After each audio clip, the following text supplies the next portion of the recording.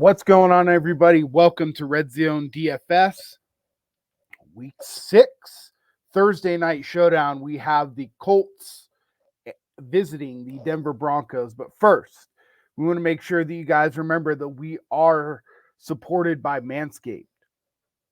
Guys, if you haven't checked out Manscaped yet, Christmas is coming up, got birthdays coming up.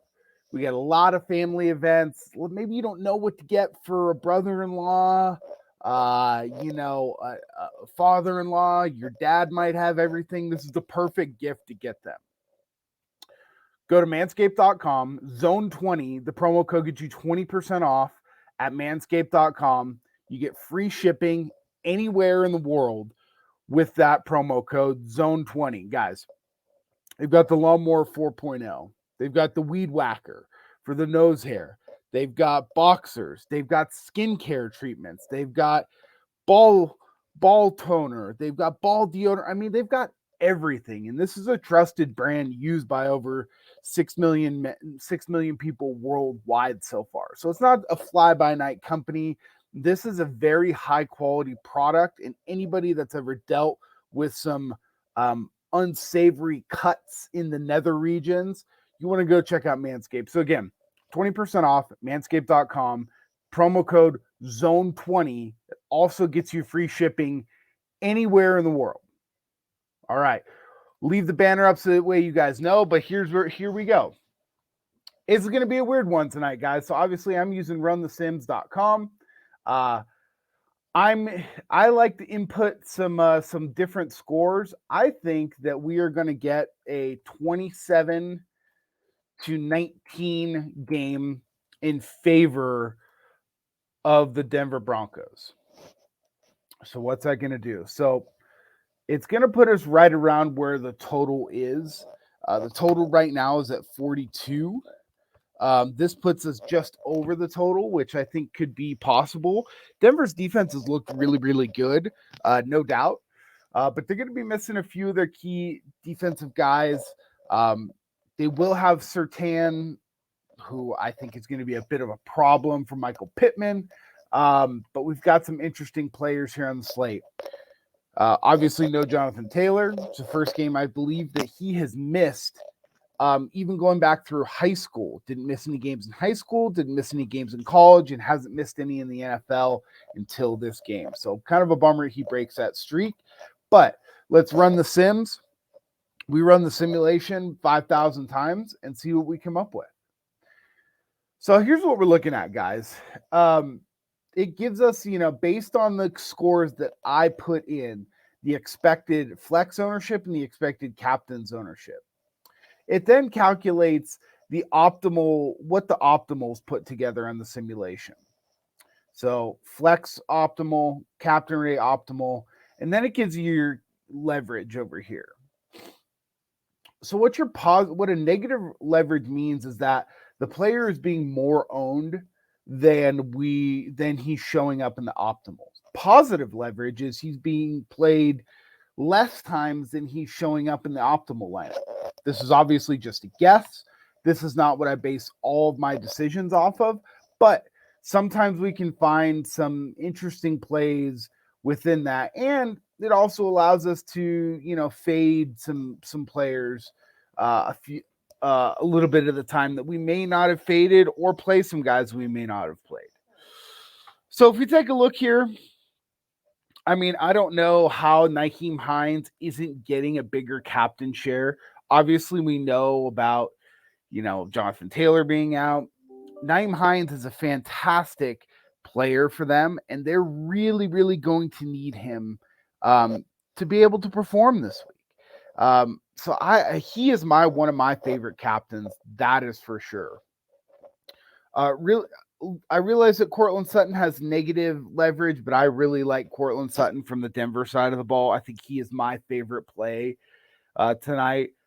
Russ, obviously, is going to be a really good play. And it looks like our good old friend Mike Boone, who, obviously took quite a bit of the share. All of the ownership is going to Melvin Gordon. Melvin Gordon is going to be my fade tonight. Now, could Melvin Gordon have a fantastic game? Absolutely, he could. But if he puts the ball on the ground once, whether the team loses possession or not, he is going to be benched again. So there's multiple roads to Melvin Gordon scoring 5 or less points, and I can't play him in 49% of my flex spots, or even this is a wild number in the captain slot. I get for Javonte if you wanted to gamble on that, but Melvin Gordon is nowhere near the athlete that Javonte is. If you want to get real weird in a large field GPP, fire up a lot of Mike Boone and see what happens, because I think that's going to be an interesting spot to go. With Javonte out, I do think that the Denver Broncos are going to throw the ball around a little bit more. So that's something that I think is going to be pretty interesting myself. Philip Lindsay is going to be the kind of the linchpin. He was picked up and elevated from. He was cut from the Texans. He was on the Colts practice squad, and he was elevated. He will be active tonight at $400. He looks like a very interesting salary saving piece. Leverage is nothing to really write home about. But at $400, even if you put him in the flex spot and he gets you 0 points, he's not going to hurt you, right? Little disclaimer, you guys won't see a lot of defenses from me. I typically don't play defenses on Showdown. More times than not, they're not going to get you there. And with a lot of players being banged up for Denver tonight, I might play 1 or 2 Denver Ds, but I mean, that's about it. You see that it's about negligible, 17%. I do like that ownership number a little bit. But if we're talking about cheaper guys, Chase McLaughlin looks like a fantastic leverage play. He's got about 12% positive leverage on the slate, which I really think is attractive. Alec Pierce, I think, is somebody that is going to have to get quite a bit more involved. I think a lot of people will want to play some other people in this $55,000 range. And I think a lot of people won't pay up for Alec Pierce. But the fact of the matter is that Patrick Surtain the second is going to be all over Michael Pittman Jr. Now, I love Michael Pittman Jr., but if he's going to be heavily targeted, I really targeted by that defense. I love Alec Pierce as a nice little pivot in that receiving game. Kyle Granson's an interesting one. He's tight end. Mo Alley Cox obviously got the 2 touchdowns last week, but Granson at only 3,200. Very interesting. I like, if we're taking a shot in the 4,000s, especially if you're playing heavy on the Denver side of the ball, KJ Hamler finally had his first deep target last week. It's not going to be consistent, but those are the types of guys that we're looking for in our Showdown lineups. Down here, I mean, there's really nobody else. You could take a gamble, a big gamble on Strachan in large field GPPs. He's not getting a ton of playing time, not getting a ton of targets, but he has a big physical presence. And at $200, like, you don't really need him to do anything. I mean, if he gets you 1 catch for 20 yards, you're probably happy with that. If he somehow lucks into a red zone target or something like that and gets a touchdown, that's really going to help your lineup. So that's something that, might allow you to access multiple players up here. Like if you did want to play Pittman and Sutton and Ryan and Hines, like you could definitely get all these guys in playing a Strachan or a Philip Lindsay. So that's really where I'm going to be going tonight. It's kind of a weird game, so I think you just kind of have to roll with a little bit of your gut.